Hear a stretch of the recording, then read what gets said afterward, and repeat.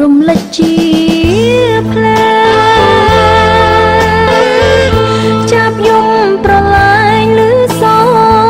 ល្វើយល្វើយជាមួយដើមជ្រៃដែលឈរប្រងើយដូចយើងទាំងពីរភាគកាយស្នេហ៍អើយក្រំច័ន្ទភ្លឺថ្លាគ្រប់អនុសានាមលុបដើមជ្រៃបងត្រកងបីអូនក្នុងហត្ថាប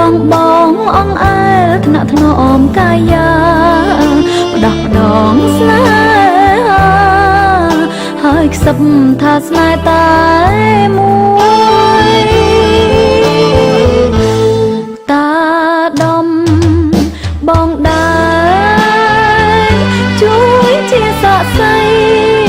សំដីដែលប្រសិទ្ធចា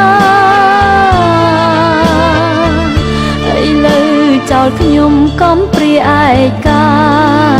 គ្មាននឹកស្នេហានាដងស្ទឹងកំសត់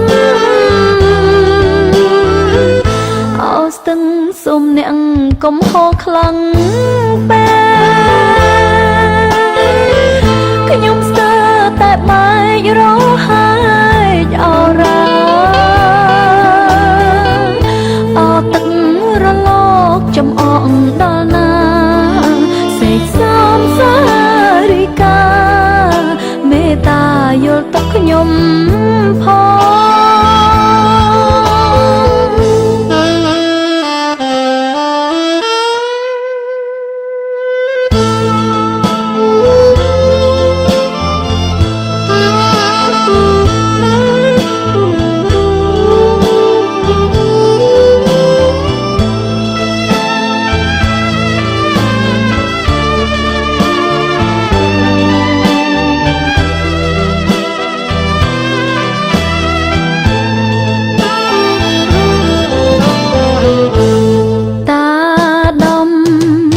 បងដែ